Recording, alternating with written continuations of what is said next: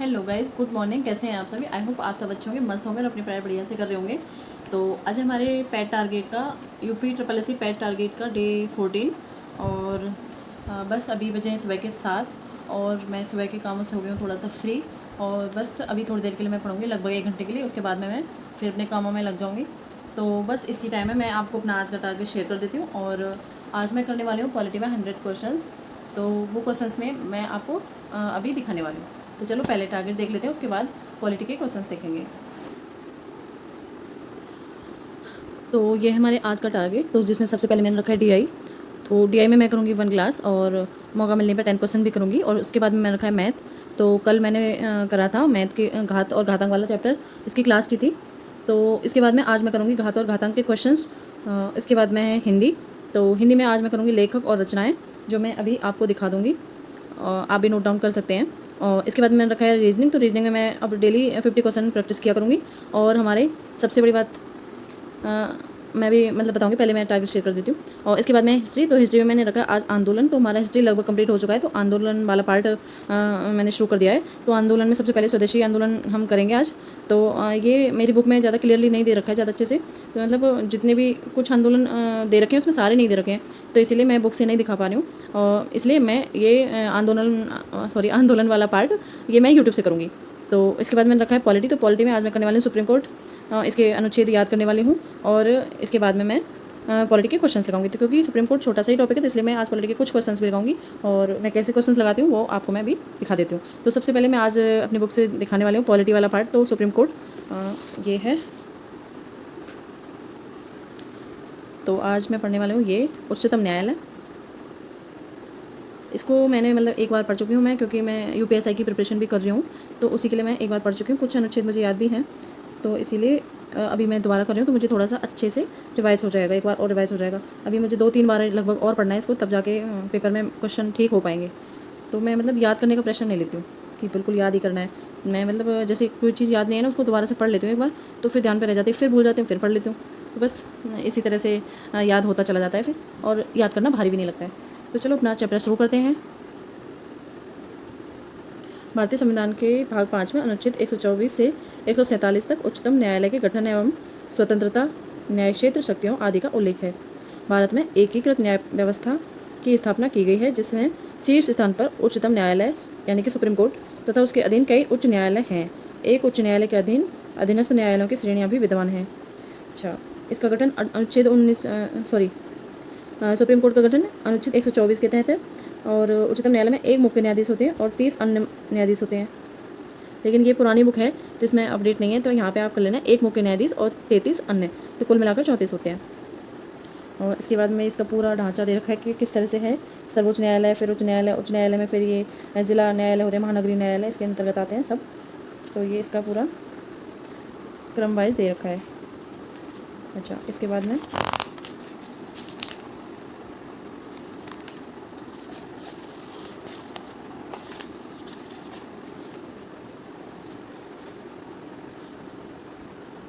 यहाँ दे दिया है कि 30 से बढ़ाकर 33 कर दी गई है।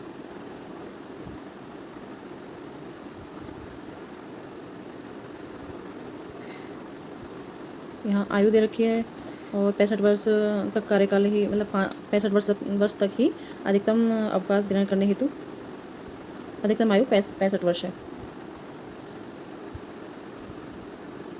और यहाँ नियुक्ति के बारे में, न्यायाधीश की नियुक्ति राष्ट्रपति करते हैं। उच्चतम न्यायालय के न्यायाधीश की नियुक्ति राष्ट्रपति करते हैं। और यहाँ पे इनकी योग्यताएं, ये 10 वर्षों तक ये न्यायालयों में लगातार 10 वर्षों तक अधिवक्ता रहा हो, मतलब कि वकील, और 5 वर्ष के लिए न्यायाधीश रहा हो। किसी भी एक मिनट में पढ़ के बता देती हूँ। वह किसी उच्च न्यायालय का ऐसे 2 या अधिक न्यायालयों का लगातार कम से कम 5 वर्ष तक न्यायाधीश, या फिर किसी उच्च न्यायालय में ऐसे 2 या अधिक न्यायालयों में लगातार 10 वर्षों तक अधिवक्ता रहा हो, मतलब कि जैसे कि 2 वर्ष किसी एक न्यायालय में, फिर 2 वर्ष किसी दूसरे न्यायालय में, इस तरह से मतलब लगातार होना चाहिए। इसके बाद में राष्ट्रपति इनको शपथ दिलाते हैं, उच्चतम न्यायालय के न्यायाधीश को। इसके बाद में वेतन और भत्ते, इनका प्रतिमाह वेतन 2.8 लाख रुपये है, 2,80,000।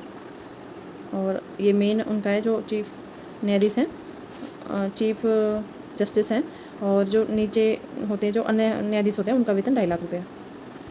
पद मुक्ति के लिए ये साबित कदाचार तथा असमर्थता के आधार पर संसद के दोनों सदनों के कुल सदस्य के बहुमत द्वारा उपस्थिति और मत देने वाले सदस्यों के कम से कम 2/3 बहुमत से पारित समावेदन के आधार पर राष्ट्रपति द्वारा हटाया जा सकता है।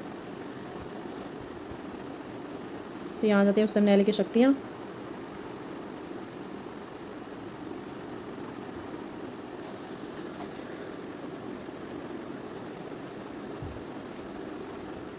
अपीलीय क्षेत्राधिकार, परामर्शदात्री क्षेत्राधिकार,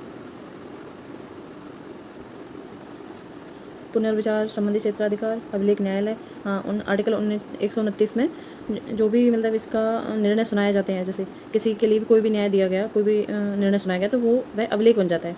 तो यही उसके बारे में कहा गया। ये इम्पोर्टेंट है काफ़ी, ये अनुच्छेद कई एग्जाम में पूछा जा चुका है पहले भी। और आर्टिकल 32 के तहत सुप्रीम कोर्ट में रिट जारी कर सकते हैं, ये पता ही होगा। तो बस सुप्रीम कोर्ट मना हो चुका है। मैं एक बार, अभी तो मैंने बस जल्दबाजी में पढ़ा है यहाँ वीडियो में, मैं दोबारा से इसको फिर से पढ़ूंगी, एक बार रिवीजन फिर से करूँगी। मैंने आपको दिखाने की वजह से बस थोड़ा जल्दबाजी में यहाँ अभी पढ़ा था, ताकि आप मतलब नोट कर पाएँ। और अभी मैं इसको फिर से एक बार पढ़ूँगी। तो बस इतना ही है आज का ये टॉपिक। और मैं अभी क्वेश्चन दिखा देती हूँ पॉलिटी के, किस तरह के क्वेश्चन मैं लगा रही हूँ। तो जैसा कि मैं पहले भी बता चुकी हूँ, पॉलिटी के क्वेश्चन मैंने निकलवाया है टेस्ट रैंकिंग। मैंने एक ऐप बताया था टेस्ट रैंकिंग करके, गगन प्रताप सर का वो ऐप है। तो उसके मतलब ई बुक करके एक ऑप्शन है, वहाँ पे पॉलिटी हिस्ट्री सभी के क्वेश्चंस हैं। तो बस वहीं से मैंने ये प्रिंट आउट निकलवा लिए हैं अपने, और इनकी मैं प्रैक्टिस करती रहती हूँ। इनको मैं जैसे 2 बार निशान लगे, तो मैं इन क्वेश्चंस को 2 बार पढ़ चुकी हूँ, तो इसीलिए मैं इनको फिर से शुरू करने वाली हूँ। कुछ इस तरह के क्वेश्चंस हैं इसमें। एक मिनट।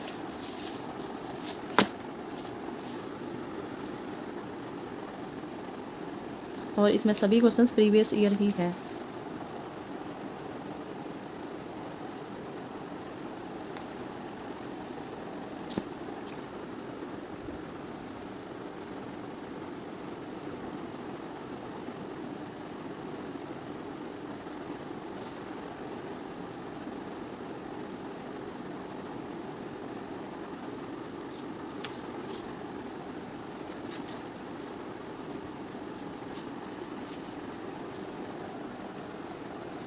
मुझे काफ़ी ठीक लगे इसके क्वेश्चंस। तो कुछ इस तरह के क्वेश्चंस हैं, और काफ़ी क्वेश्चंस हैं। देखो पीछे भी अभी मैंने सारे इसके प्रिंट आउट निकलवा लिए हैं।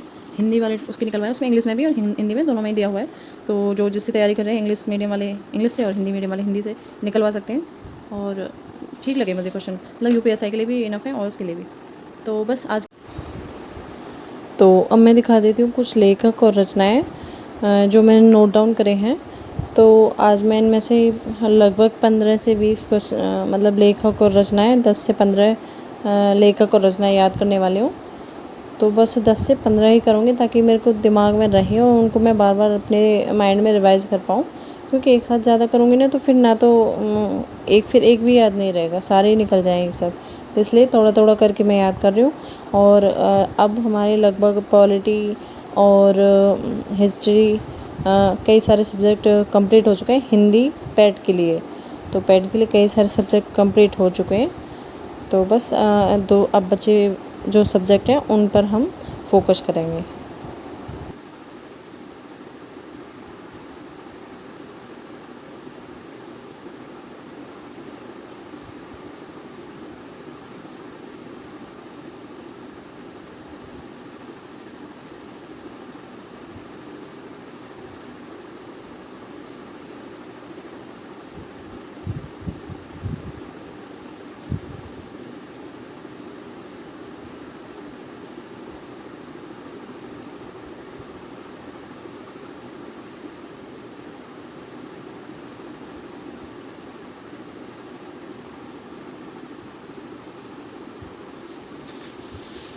तो ये हैं कुछ इम्पोर्टेंस लेखक और उनकी पुस्तकें। तो ये कई एग्ज़ाम में आए हुए क्वेश्चंस हैं जो मैंने नोट डाउन करे हैं, और इम्पोर्टेंट है काफ़ी सभी।